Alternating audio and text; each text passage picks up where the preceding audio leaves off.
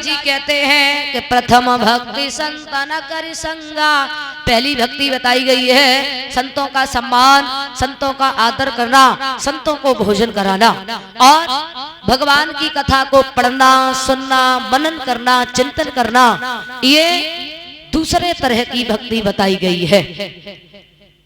बाबा तुलसीदास जी कहते हैं कि धर्म क्या है और अधर्म क्या है, तो बाबा तुलसीदास जी ने लिखा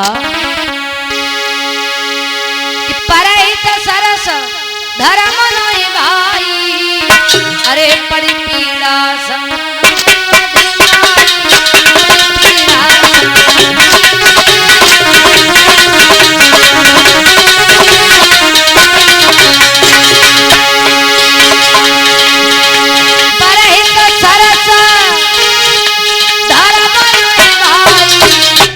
पीड़ा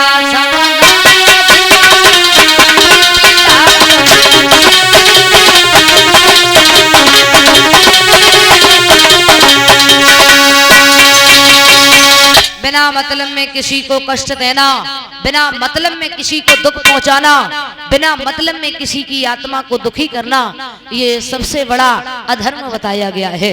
और किसी के दुख में दुखी हो जाना, परस्वार्थ में जीना, किसी की मदद करना, सहायता करना, ये सबसे बड़ा धर्म बताया गया है। अगर हमारे मुंह से ऐसे कोई शब्द न निकल जाएं जो दूसरे को बुरे लग जाएं, हमारे हाथों से ऐसा कोई कार्य न हो जाए जिससे दूसरे का नुकसान हो जाए कि लगा सको तो बाग लगा ऊपर, आग लगाना ना सीखो, कमा सको तो धर्म कमाओ पर पाप कमाना ना सीखो, मिटा सको तो अभिमान मिटाओ पर मान मिटाना ना सीखो। यदि हम किसी का अच्छा नहीं कर सकते हैं तो हमें किसी का बुरा भी करना चाहिए। महाराज वैसे तो अब समय नहीं है किसी के पास में, अगर भगवान की कथा के लिए जो भी समय मिल जाए, जितना समय मिल जाए उतना बहुत है। एक घड़ी आधी घड़ी आधे में पुण्याय, जो भी समय भगवान की कथा के लिए मिल जाए उतना बहुत है। किसी के पास समय नहीं है। सतयुग में माँ के गर्भ में बच्चा ठहरता था 500 वर्ष, तब व्यक्ति कितना चलता था? हजारों वर्ष। टाइम की किसी के पास कोई कमी नहीं थी। 10,000 वर्ष तपस्या की, 2,000 वर्ष ससुराल में रहे, 1,000 वर्ष साधु के घरे रहे, यानी कि टाइम की कोई कमी नहीं थी। लेकिन महाराज कलयुग में माँ के गर्भ में बच्चा ठहरता है 9 महीने, तब व्यक्ति कितना चलता है?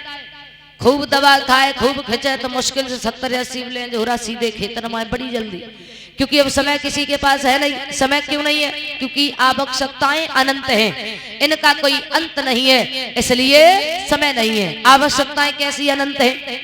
पहले पैदल चलते थे, फिर साइकिल से चलने लगे, और जब साइकिल से चलने लगे सोचने लगे कि मोटरसाइकिल होती तो जल्दी पहुंच जाया करते।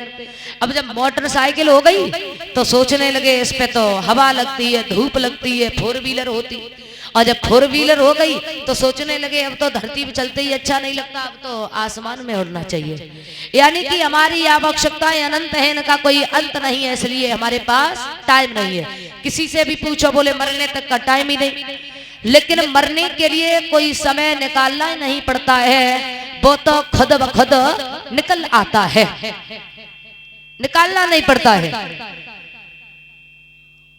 सभी लोग तालियों के साथ में एक भगवान का भजन, उसके बाद आगे बढ़ी।